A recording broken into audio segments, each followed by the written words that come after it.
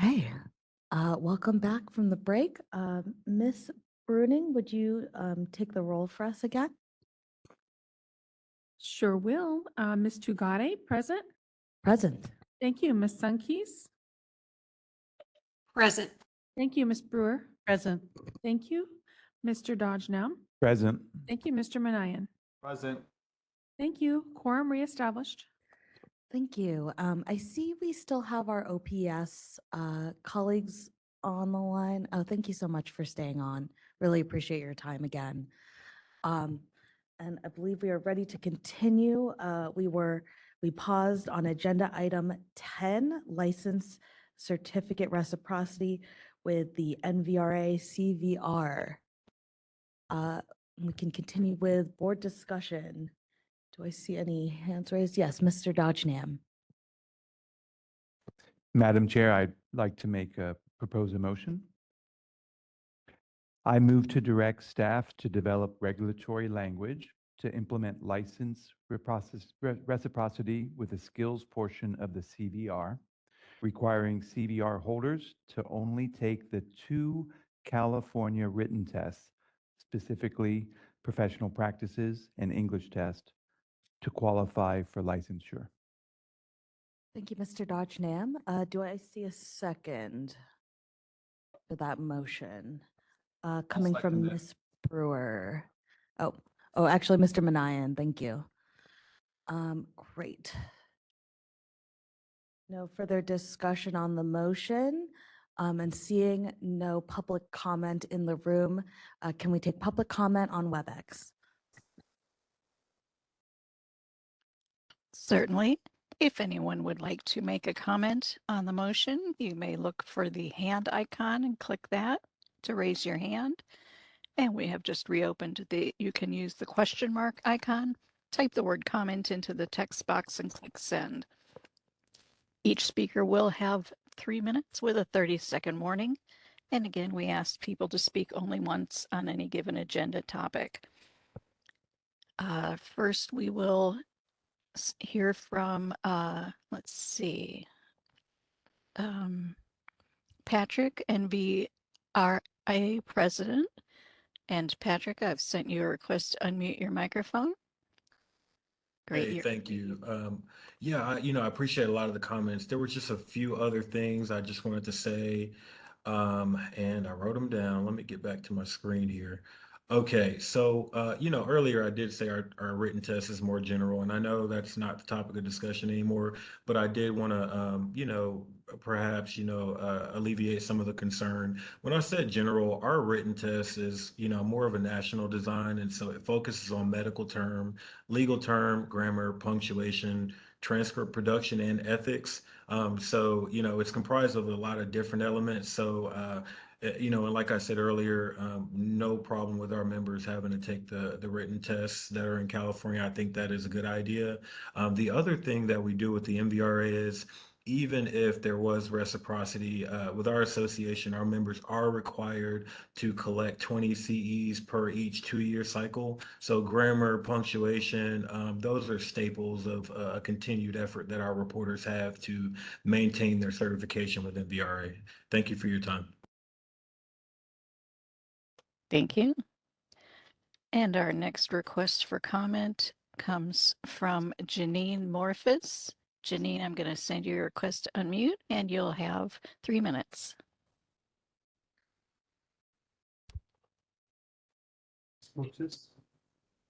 Check. Telephone meeting dimension. And Mr. Manayan, you're unmuted? Sorry, apologies. I was having a little technical difficulty. Can you repeat that? Mr. Manayan, you're unmuted, but Janine Morphus, you're also unmuted. Yes.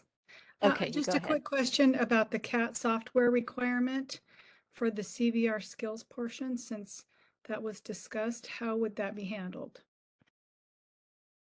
Because there are CVRs that take the test with a tape recorder or a digital recorder and do not use CAT software.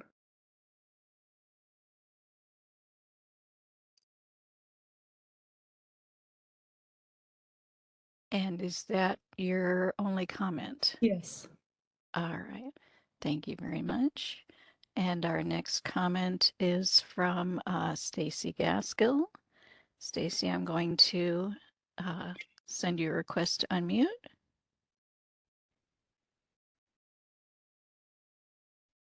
And go ahead, Stacy, you're unmuted.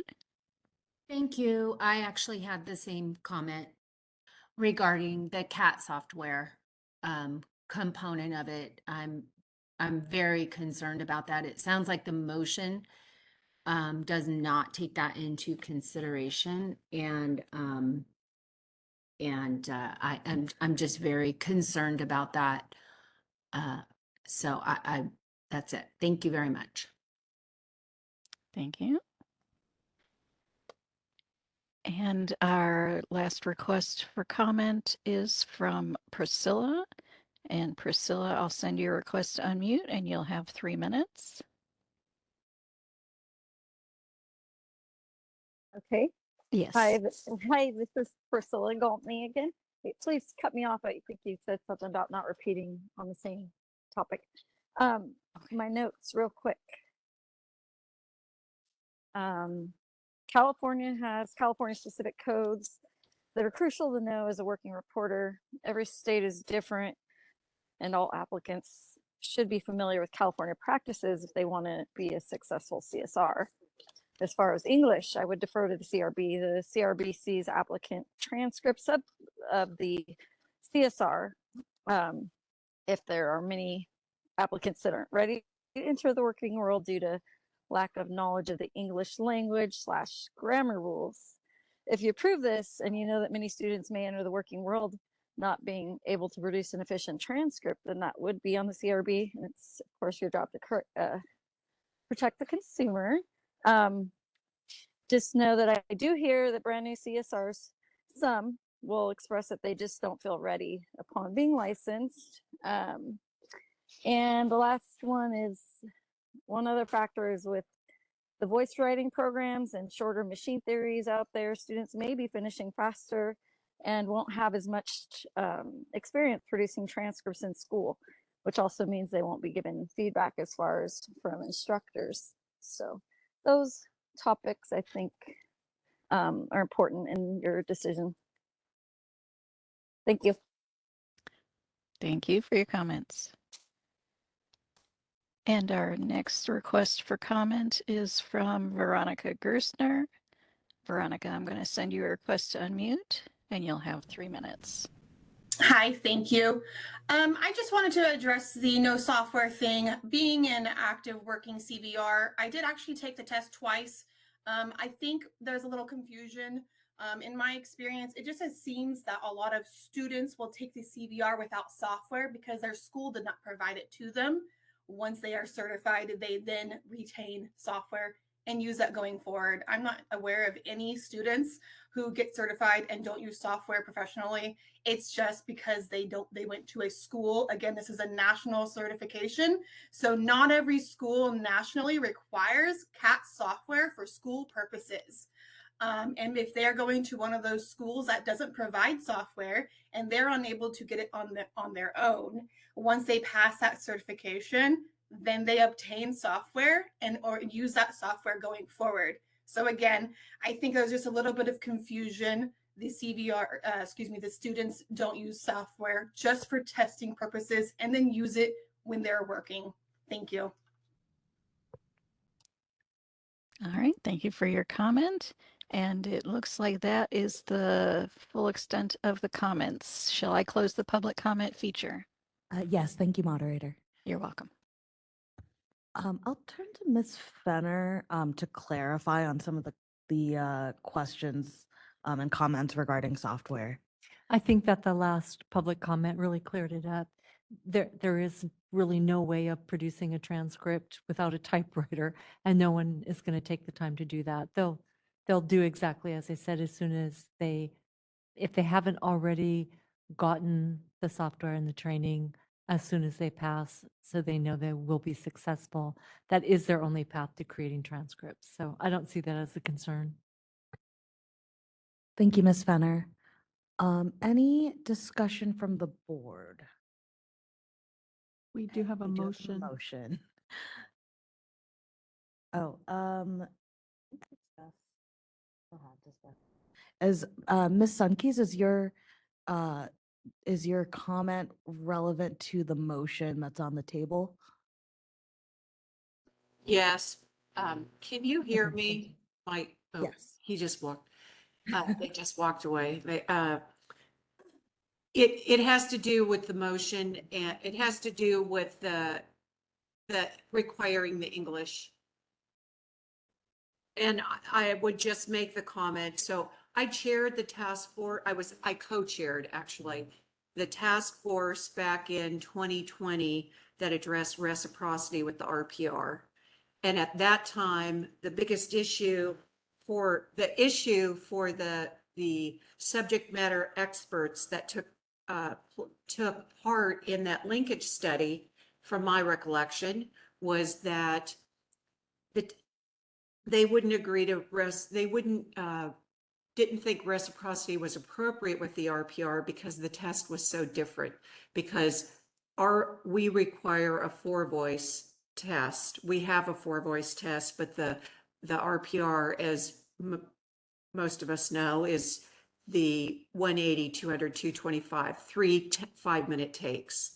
That and the fact, I believe that there was only one written knowledge exam for the RPR, and ours is 2.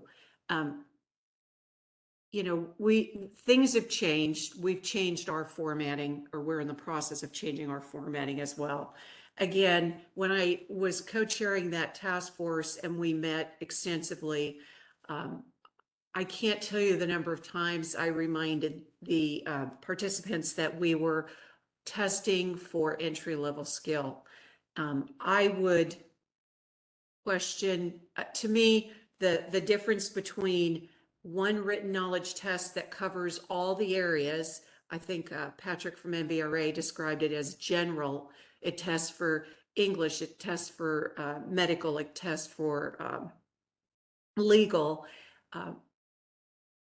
That's what as far as I know, that's what all the other tests test for, the written knowledge exams. And so versus California, for some reason, we are a 4-voice test, and I don't know what's so special about California that California said, hey, we need our own English test. I would again remind you, we're testing for entry-level skill, not a master's degree in English. So with that having been said, those are my comments. Thank you, Ms. Sunkis. Any further board discussion pertinent to this motion? Ms. Brewer. I'll just add that related to the English written knowledge test, I would like to revisit this later with more information. Thank you, Ms. Brewer. Seeing no further hands up, Ms. Brunet, would. Due to the further discussion from the board, let's please go back to public comment. Thank you, Ms. Joffrey. Seeing no public comment in the room, could we open up public comment on WebEx once more? Certainly. If anyone has any last comment on this issue, you may look for the hand icon and click that to raise your hand. You may look for the question mark icon, click that, type the word comment into the text box and click send. Each speaker will have 3 minutes with a 30-second warning.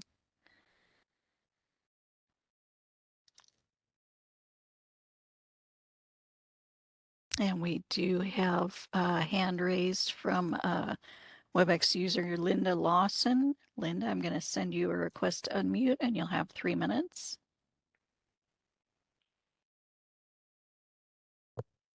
And you're unmuted, Linda. Thank you. Am I understanding that the decision will be made today that a candidate for the CVR that has passed that exam without using CAT software would become a California CSR through reciprocity? Is that part of that motion? I'm following up on the no cat question.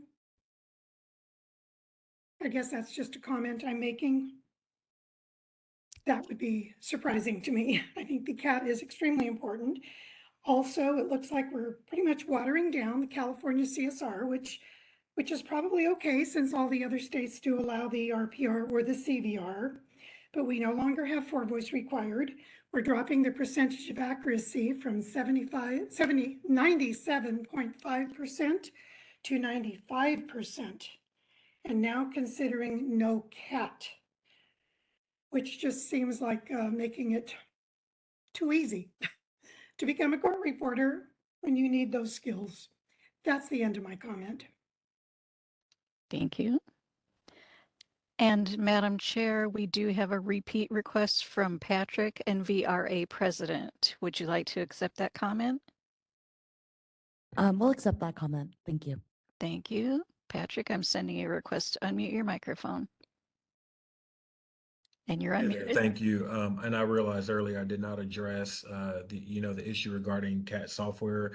I am reaching out to my credentialing chair who tests quite often. We come to California very often and test our CVR members, well, our voice writers that are in California anyway, that want the CVR.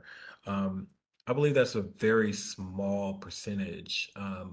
And like mentioned earlier, if there was someone that took our exam, the skills portion without a CAT software, it is gonna be because they came from a school that did not provide that. In my experience, I'm a federal court reporter myself, freelancing. I write real time often. Before I hopped on, I was real time in a mock trial. So we do perform real time. We do push real time. We push CAT software. While I'm speaking, Stenograph is downstairs. Eclipse CAT software is downstairs. ProCat, CaseCat. We are always pitching that to our members. Our conventions are extremely tech heavy. We are always talking about how to be better voice writers. So I do not believe there is an issue at all with the skill proficiency of our members. Thank you. Thank you. Next request for comment is from Janine Morphus. Madam Chair, did you want to accept a second comment from Ms. Morphus? Yes, we'll accept that comment. Thank you. And Janine, I've sent you a request to unmute. I'll just reiterate the concern about the lack of CAT software and the real possibility that this person couldn't read back if they go straight to work and do remote work, for example. If they did use a recorder, just that there's no guardrails to prohibit that. So I'm still very concerned about that. I took the CVR and there were people in the room using recorders, and I don't have a problem with that, but stepping into the real world, couldn't they give their audio to a scoper and have them type from that, or not a scoper, but a transcriptionist? Is that acceptable if someone were to do that? And what would keep someone from doing that if they certified with a recorder? That's it. Thank you. Thank you. Our next request for comment is from Sheena Silvera. Sheena, I'm going to send your request to unmute your microphone. You're unmuted. Are you able to hear me there? Yes. Oh, let's see. Let me send it again. All right. Okay, there you are. Oh, perfect. I just figured I would give a voice here. I took the CVR exam without CAT software, and I passed it. And of course, I didn't go straight into work immediately. I had to get the software program. I had to learn how to operate the software program, how to actually be able to create an, not necessarily real-time certified, but a real-time transcript for that reason with regard to being asked to read back. I think anyone who takes the test, the CVR exam, and doesn't use CAT software for the test, it doesn't seem like they would go into work that way, because job descriptions would require, being able to operate CAT software, being able to do those readbacks and things like that. Sorry, I'm a little nervous. I wasn't expecting to speak. But yeah, I could see where there could be some concern from those who haven't done it. But I have, and really the CAT software, there's so many resources and ways of learning your way around the software program that, I mean, I didn't take a job until I felt comfortable, and I don't think anyone would do that. But and I think we all learn at different levels and different um, in different paces, especially when it comes to technology. So I don't know. I could see the concern on one hand, but on the other hand, as somebody who's doing it, it's not a concern to me. But that's just my opinion. That's it. Thank you. Thank you. And we have a request for comment from Linda Lawson. Linda, I'm going to send your request to unmute. You're unmuted. Thank you. I'm glad that the last speaker was conscientious enough to know that she needed to learn the CAT software. But if a candidate who receives the CVR using recording gets that California CSR, they're going to go to work. They're going to want to go to work, many of them, because they want the income. They're not really going to be as ready. I'm a little bit afraid it's going to start giving a bad name to voice writers. They will not be as prepared, even though they can do a fantastic job as good as a steno writer. But if they don't have the CAT skills and they got that CVR by recording digitally, and the demand for real time, a lot of the job notices ask for real time, to at least be willing to provide real time. Obviously, that cannot be done with a recording. So I just wanted to add those two comments. Thank you. And we have a request for comment from Jean Kim. Jean, I'm going to send you a request to unmute your microphone. You're unmuted. Kim, California CSR 13555. And I just am now being sort of putting together something that a couple of the CVR applicants and pastors have mentioned. I think 2 questions ago or 2 comments ago, there was a CVR test taker who did pass with a recorder and did not feel that she could make an accurate record in California and work because she had not had the experience of having learned the CAT system.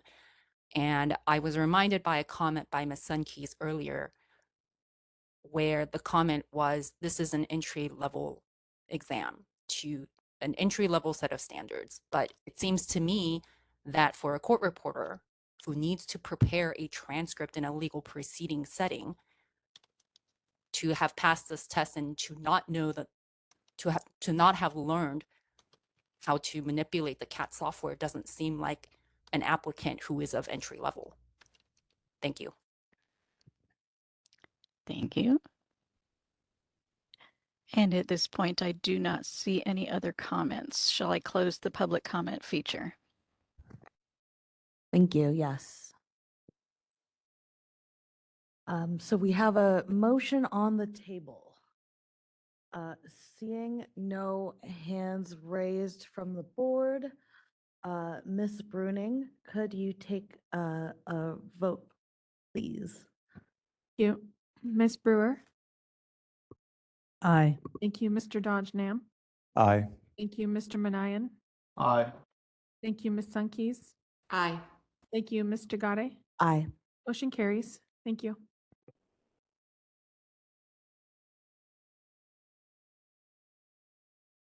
All right. With that, thank you again to all of all of the folks who have been so engaged on this issue. Again, really appreciate it. With that, we will move on to agenda item. Oh, and thank you again as well to Ms. Welch-Gandy and Chief Linser for all your time and work on this issue as well. Appreciate your time again and all of the work that went into this. So appreciate it. Let's move on to, where are we? 12? Agenda item 12, please. Ms. Fenner, would you update the board on the strategic plan, please? Thank you. Thank you, Chair Tugade. At our December meeting last year, the board approved the strategic plan for 2024 through 2028. Staff worked with Solid to prepare the action plan that is before you, beginning on page 260 of the board meeting materials. Assuming that there are no substantive changes, staff and Solid went ahead and reduced the action plan, the proposed action plan, to a timeline beginning on page 277, which will help the board track and prioritize the steps necessary to accomplish the goals in the strategic plan. Thank you so much for that, Ms. Fenner, and thank you again to you and to the Solid staff for all your work on this. Any comments or questions, discussion from the board? Ms. Sunkeys. Yes, on, excuse me, page 277, the very last action item, I think that we need to move up that target date. I think it should be, we need it now. Sorry, Ms. Fenner, but we need it much sooner than 2 years from now.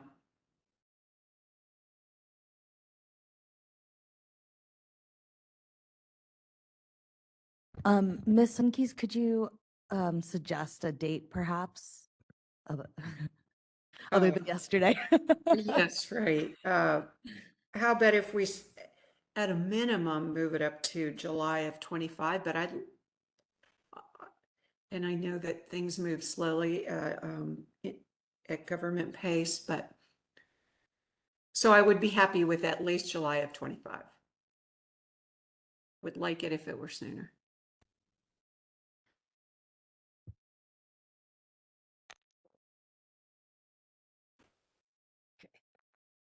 Okay, thank you, Ms. Sunkeys. Other comments or questions from the board? Yes, Ms. Brewer. I just had a comment on page 271, task 4.8.1, evaluate statistics to determine the need. We also have an action item, unfortunately, I didn't note it here, that is to do the outreach of the increased demand for TRF funds. And it seems like these are backwards to me. Wouldn't we want to do the outreach to find the need and then set the, and then evaluate the statistics? I don't know, maybe I'm off on this. Staff is the one doing the work. Or staff are the one doing the work? Ones? And actually, to pause this discussion for just a moment, if I may suggest that we first take a motion to adopt the substance of the action items and then do another motion to order the target dates so that we can move forward. If there's any amendments to the action items as they are currently. I move that we accept the items. I did the action plan. Thank you very much. Excellent. Is there a second? Thank you. Second from Mr. Dodge Nam. And we will move to public comment on that motion. Seeing none in the room, can we go to WebEx? This is public comment on the motion to adopt the action items that have been drawn from the 2024 to 2028 strategic plan. Certainly. If anyone would like to make a comment, you may look for the hand icon and click that once to raise your hand. And you may also look for, let me activate the question mark icon. And once you click that, then you'll type the word comment into the text box and click send. So let's see, we do have a request for comment from Mary Pierce. Mary, I will send you a request to unmute, and then you'll have 3 minutes with a 30-second warning.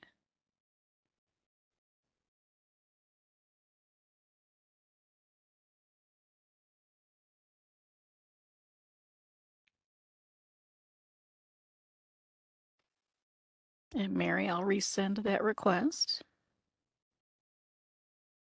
There you go. You're unmuted. Thank you for resending. Yeah, it didn't come through the first time. I would like to address specifically objective 2.2 found on page 266 of the action plan. I strongly oppose any proposal to pursue legislation to license digital recording in California. There's absolutely no meaningful test that could be administered that could justify issuance of a license to anyone using the digital recording process, and it would confuse the consumer rather than protect them by implying a false equivalency. I believe that far too often the final product produced from a digital recording would not meet the standards to achieve a passing result of the CSR exam. Permitting any form of licensure at a lower accuracy rate would be disastrous for the consumer, as well as the proper administration of and equal access to justice. There is already a blinding lack of transparency in how transcripts using the digital process are prepared, from the chain of custody to supposed certification of the transcript, to whether AI or ASI were used in any or every step of the preparation thereof, and if so, what platforms or applications were used and their proven bona fides. There are and will continue to be serious concerns about the reliability, accuracy, and protection of privacy and other protected information when these programs and methods are used. Failure to disclose their use is a huge disservice and brings harm to consumers. Issuing licenses to those that do so could make you complicit in the deception of the consumer. Furthermore, deposition officers serving as a digital recorder already have a license, a notary license. What oversight and regulation could be conducted under that license? Please do not elevate minimally trained individuals to a status that implies a skill level that does not exist by pursuing licensure for these individuals. It could certainly be beneficial to oversee their conduct and work product if you can protect the consumer by doing so, but do not harm the consumer by implying an unearned skill set. In fact, deposition officers using digital Ms. Pierce, Yeah. I apologize. I must interrupt you. Unfortunately, your comment is not well taken, as the strategic plan has already been approved. And so that objective is already has already been approved at this time. And so you can speak to the action item that's listed. I don't understand then what specifically the action item, how that is separate from the entire proposal. If I could just add, so this is, the action items come from the strategic plan. The strategic plan has already been approved. This is a work in progress, and so in order to move this forward, clearly there would have to be a consensus with the stakeholders. So that would be the time that you could oppose it. Right now, it is what it is. It's part of the strategic plan. Okay, I would just ask then that because none of the stakeholders were made aware of this element, and it came as a surprise to us that it was in the strategic plan. So I would like there to be more overt contact made about this in the future so that it doesn't get past us. Thank you. So the strategic planning session was held in a public forum, and the December meeting was held in the public forum, and the strategic plan that was proposed was part of the meeting materials. It's an extremely lengthy document that we don't always have time to go through as working reporters. Just asking if there could be a synopsized thing about things that should concern us, and this is one of them.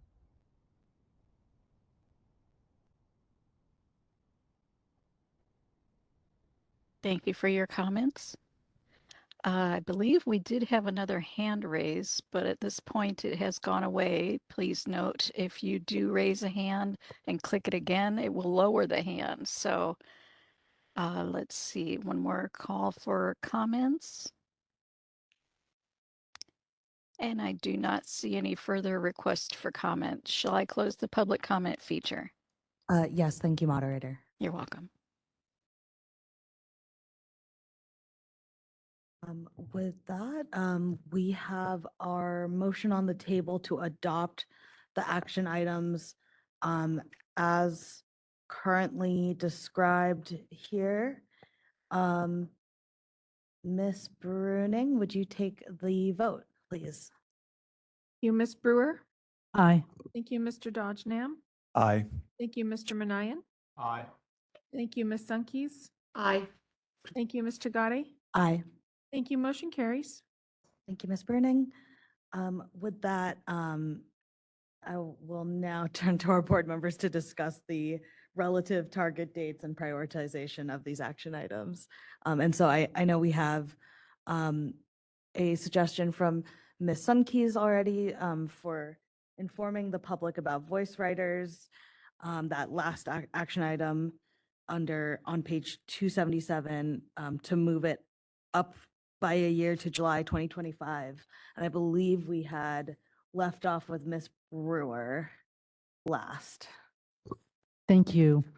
Okay, so I found what I was looking for that I didn't have properly noted. So if you go to page 278 and you look at the action items, the top action item is increase awareness and inclusivity of the transcript reimbursement fund.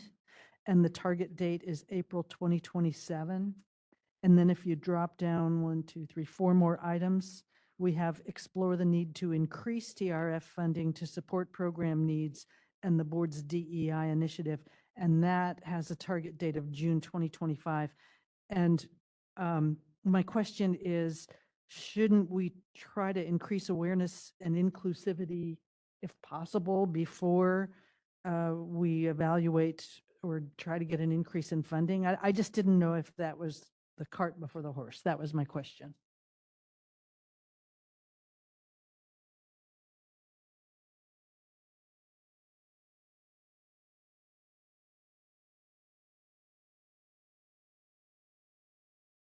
Ms. Sunkeys, is that a hand up in response to this? Okay. It is not. It's separate. Okay, thank you. I think that is a great comment, Ms. Brewer.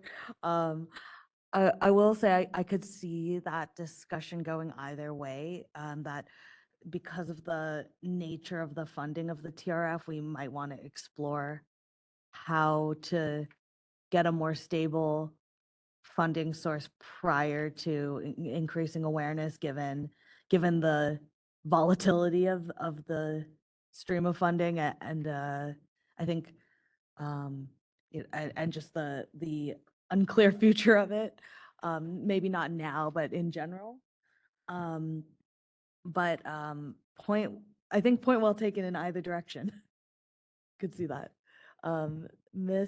Any other discussion on that, Mr. Dodge? Okay. Ms. Sunkeys. Yes, I'm gonna light a fire and say on that that last action item on 277, January of 2025.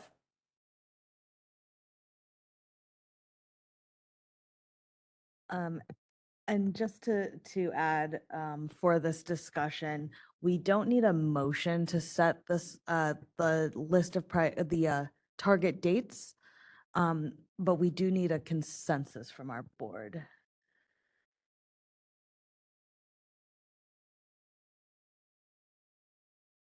Oh, Ms. Brewer.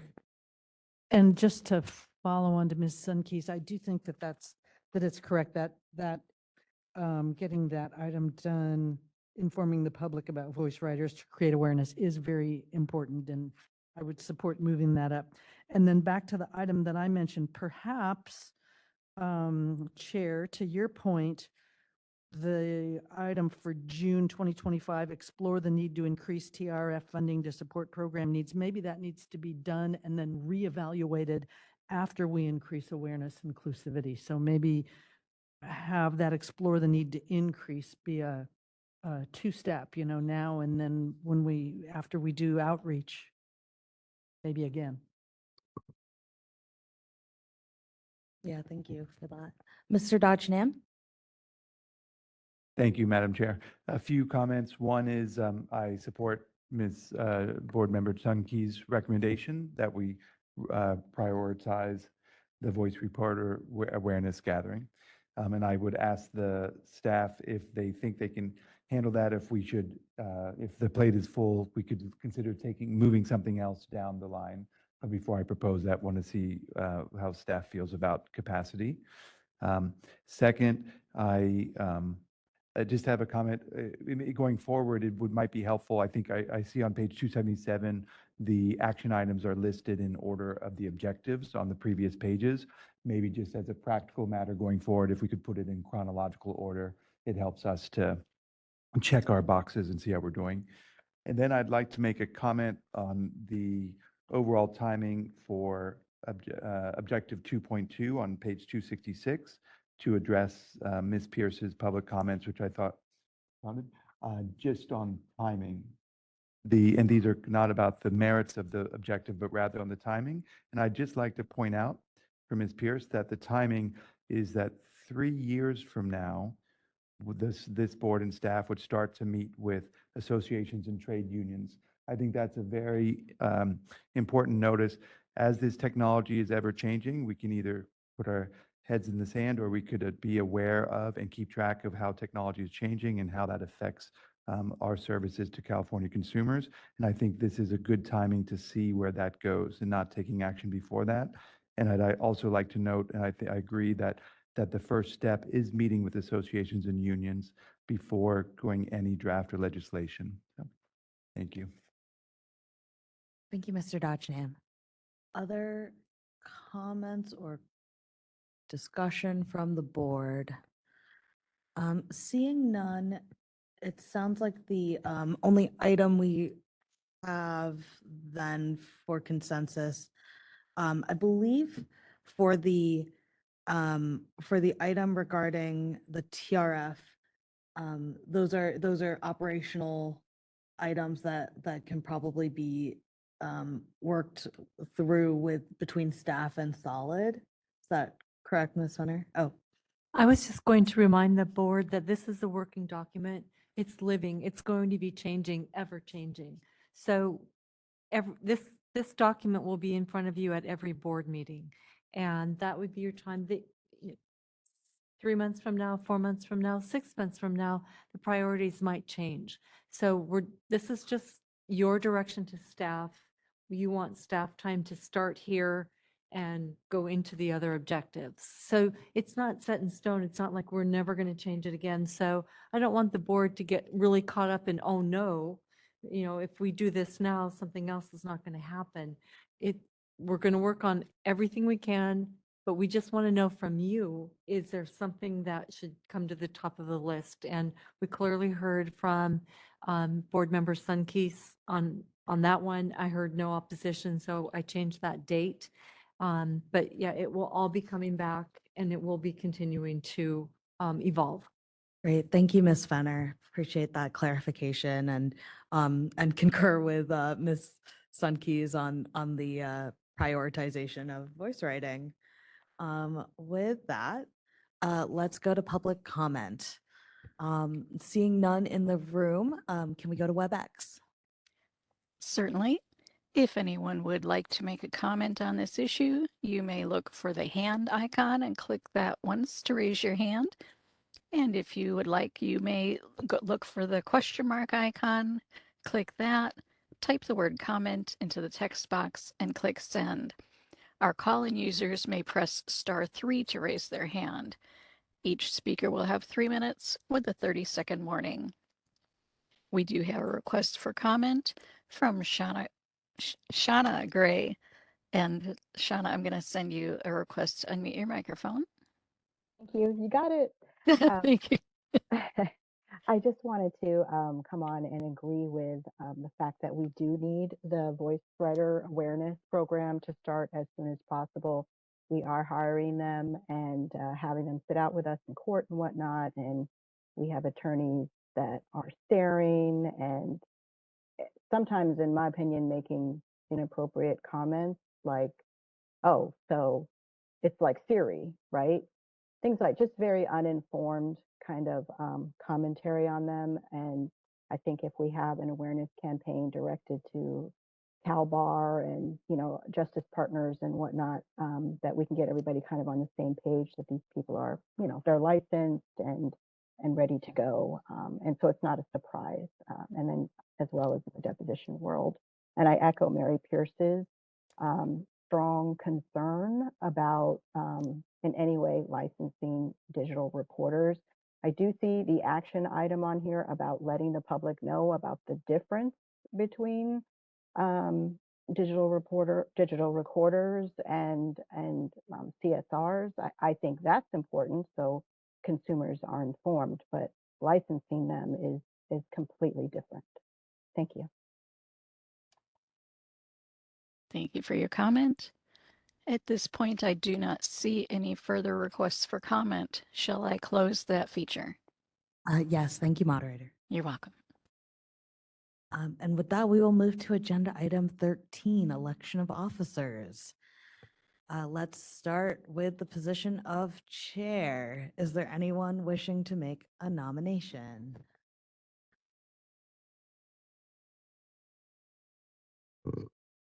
I'd like to nominate our current chair, Denise Tugade. I'll second that I'd like- nomination, or whoever else. Thank you. I will accept that nomination. Is there public comment on the motion? Seeing none in the room, is there any on WebEx?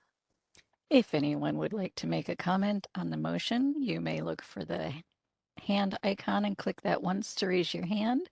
You may look for the question mark icon, click that in order to type the word comment in the text box and click send. And our calling users may press *3 to raise their hand. Any comments on the nomination?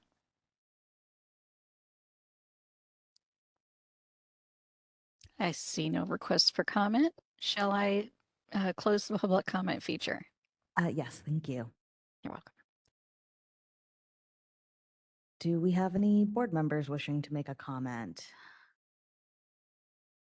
Oh. Seeing none, if there is, oops. Would you like me to call vote? Yes, please, Ms. Bruning. Thank you. Ms. Brewer? Aye. Thank you, Mr. Dodgenham. Aye. Thank you, Mr. Manayan. Aye. Thank you, Ms. Tagade. Aye. Thank you, Ms. Sunkeys. Aye. Thank you. Motion carries. Thank you, Ms. Bruning. Do we have a nomination for vice chair? I'd like to nominate Board Member Sunkeys, our current vice chair. I would like to second. Do we have any discussion? Oh, will you accept, Ms. Sunkeys? Yes. Wonderful. Any discussion from the board? Seeing none. Any public comment? We have none in the room. Do we have any on WebEx? If anyone would like to make a comment on the motion for vice chair, you may look for the hand icon and click that once to raise your hand. You may look for the question mark icon, click that, type the word comment into the text box and click send. Or if you are a calling user, you may press *3 to raise your hand. Are there any comments?